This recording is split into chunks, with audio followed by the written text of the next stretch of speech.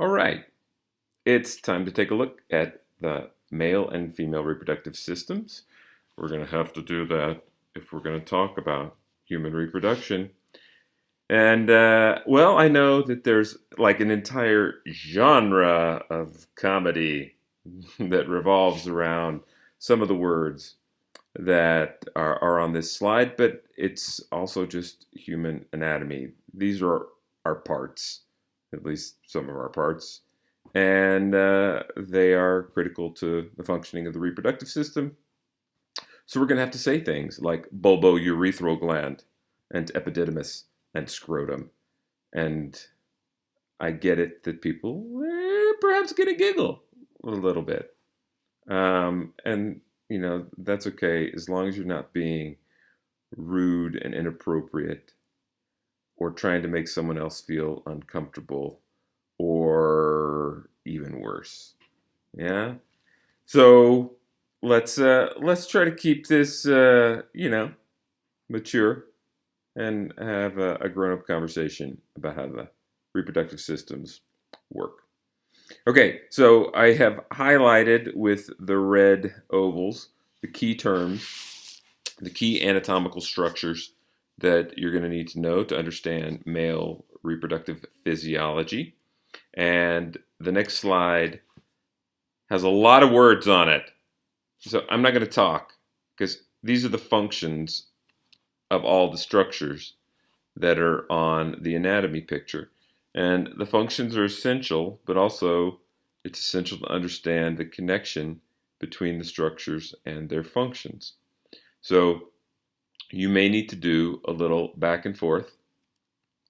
Yeah, like that. Only by pausing the video and going back and forth.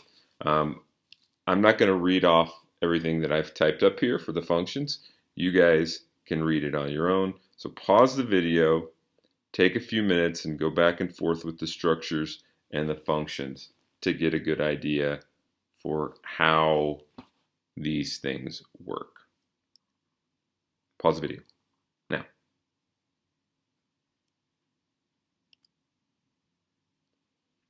Okay, so the critical part of male reproductive physiology, the ultimate goal would be to produce gametes, male gametes, sperm, and to deliver those gametes into the female reproductive system where they might have the opportunity to fertilize an egg.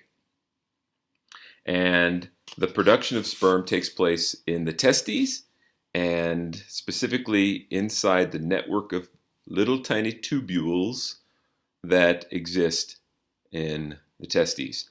These tubules are called seminiferous tubules, and testes are packed with them. There's about 500 meters of seminiferous tubule in each testis. So we've got like a kilometer, if we count both testes that most fellas have. We got about a kilometer of seminiferous tubules in our two testes. And here's a photomicrograph of a cluster of seminiferous tubules inside the testes. So here's the lumen, the opening of the tubule, and here are these special cells called Sertoli cells that are responsible for aiding in sperm production. And then the spaces between the seminiferous tubules are called interstitial spaces or interstitial tissue. And it is in these spaces that we have special cells called Leydig cells, and those are the cells that make testosterone, the hormone that is critical for sperm production, also critical for the development of male sexual characteristics that we looked at in the previous presentation, the previous video.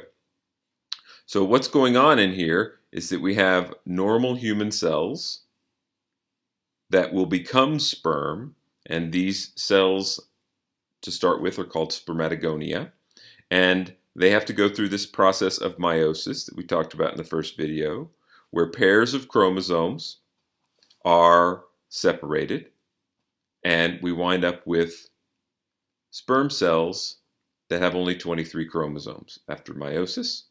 Now that still just looks like a typical sort of roundish cell, and then the specialization that takes place to create the very highly specialized looking spermatozoa, the mature sperm cell, that happens as the cell is migrating towards the lumen, the center of the seminiferous tubules. And this whole process takes about a month and a half, and eventually we wind up with a spermatozoa that is mature and ready to swim off and potentially have a rendezvous with an egg. And here's a couple of close-ups of the sperm cell. The head of the sperm is the nucleus. It contains the 23 chromosomes. The acrosome is a bag of enzymes that will help the sperm get into the egg if it's lucky enough to meet an egg. The midpiece has a cluster of mitochondria. You may recall, if you've learned a little bit about cells, that mitochondria are the organelles that are responsible for producing cellular energy. So that's the sort of power station of the cell. And then the tail is a flagellum. It's for moving the sperm along. So what's going on with this fluid that males produce called semen? Well, in a typical ejaculate of semen, there is a small volume of fluid between 1.5 and 5 milliliters on average, and a whole bunch of sperm cells, between 40 and 250 million per milliliter. And so if we had a larger volume, like 5 milliliters of semen, maybe up to 1 billion sperm cells inside an ejaculate. A typical count, a healthy sperm count, is more in the range of several hundred million, 300, 400, 500 million sperm cells.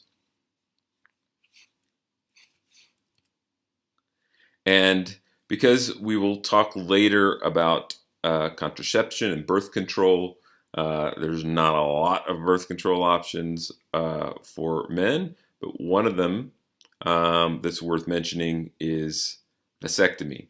And this is a permanent method of birth control. It's a sterilization method that is relatively simple and non-intrusive and relatively risk-free. And so lots of adult men, when they are certain that they are done with their family obligations, will choose to have a vasectomy because it's relatively inexpensive, relatively free of negative side effects. And what happens is the doctor will go in and isolate the vas deferens. And if you went over those functions, you know that the vas deferens is the tube that connects each testis with the urethra. So it's how the sperm can get from the testes to the urethra and then out of the body. And the doctor will isolate that tube, snip it, and tie it off so that the sperm can't leave the scrotum. And it's not a problem because the epididymis, where sperm are stored prior to ejaculation, the epididymis can accommodate lots and lots of sperm cells.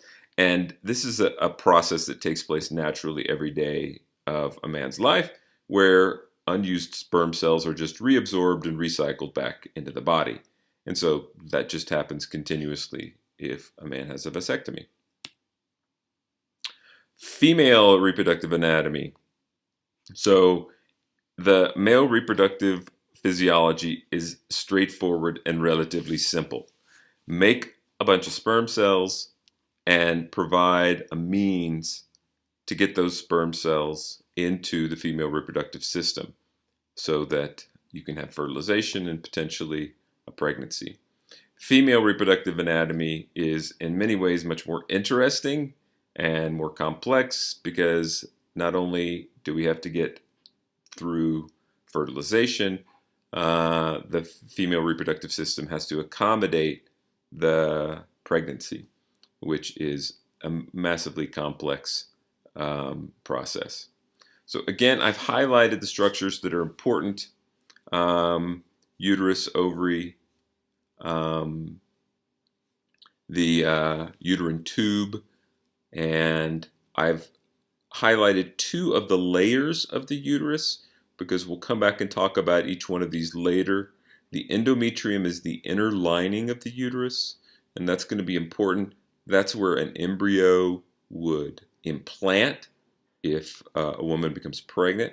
And then the myometrium, myo is a prefix that means muscle, and the walls of the uterus are quite muscular, and it is that muscle that's responsible for generating the contractions that can expel a fetus, a baby, from a woman's womb at birth. The cervix is the part of the uterus that meets with the vagina, and that cervix plays an important role in reproduction, both in preventing infections to a woman's reproductive system, but also maintaining pregnancy and during birth. And we'll see some of those ideas coming up later. This is another diagram, just a side view of the reproductive tract, again showing the different important structures: the uterus, the cervix, and the vagina. The ovary is up here, and the uterine tube, which is also called a fallopian tube. And if you're any other animal besides a human, it would be called an oviduct. The uterine tube connects the ovaries with the uterus. So the ovaries are where the eggs are produced. Similarly, the testes are where the sperm are produced. So the gametes, the sex cells, are produced in these sex glands, ovaries or testes. And the uterine tube connects the ovary with the uterus. That's the passageway where an egg or an embryo can pass into the uterus if a woman is to become pregnant. The fimbriae of the uterine tube, we'll see these in more detail in a few minutes. Fimbriae is a term that means fingers, and they sort of wrap around the ovary, and those are kind of the egg catchers of the uterine tube. They will help to collect an egg that is released from the ovary so that it can travel down the uterine tube and into the uterus. This also shows some of the external genitalia that you saw in the fetal diagrams from the first video lecture: the clitoris, the labia majora and minora. So this is the female reproductive anatomy. And we'll talk about, rather than list all these functions, we'll talk about these functions as we go through and talk about the menstrual cycle and pregnancy and birth. So human eggs develop inside of the ovaries, and this is true in all mammals. In fact, this is true very similarly in just about all vertebrate animals. Eggs develop inside of ovaries, and they do so specifically inside of small fluid-filled structures called follicles. And so this is a follicle, and here's the egg that's developing inside the follicle, and there are layers of cells that surround the egg, and then layers of cells in the follicle that support the development of the egg. And you don't need to know these terms: the cumulus cells, the corona radiata. Those are things that you don't need to know. I will come back and talk about the zona pellucida. The zona pellucida is a protein coating that surrounds the egg. And the zona pellucida will protect the egg as it's developing, and it's a barrier to sperm, as we will see. The sperm have to get through the zona pellucida in order to fertilize the egg. This is what it's looking like inside of a follicle, which is inside of the ovary. And we're going to see a picture of the larger ovary here with a mature follicle, and there's the egg. So this is a mammalian ovary. I'm not sure if this is a human or it could be any other mammal. Pretty much all of our ovaries look the same. And this is a cross section of the ovary showing a large follicle, and it's called a Graafian follicle when it's mature. So this is a follicle where the egg is fully developed and it's about to be released into the female reproductive tract. And this clump of cells that's surrounding the egg would be released at roughly the same time. The atretic follicle that is shown, this is an old follicle that is starting to degenerate, starting to regress. So if this is from a human female, this might have been a follicle that developed during a woman's previous menstrual cycle, and now it's starting to regress and be reabsorbed by the ovary.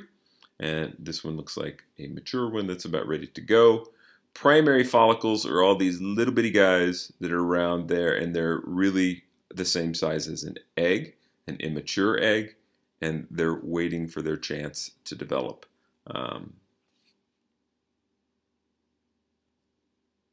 And here's what it looks like during ovulation.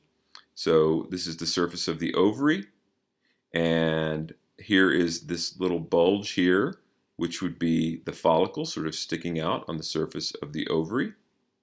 And when a hormonal signal comes from the pituitary gland, and that is in the form of a burst of the hormone called LH, luteinizing hormone, when a sort of jolt of luteinizing hormone comes to the ovary at just the right time, it will cause the follicle to rupture, it will split open, and the oocyte surrounded by this cloud of supportive cells will be released.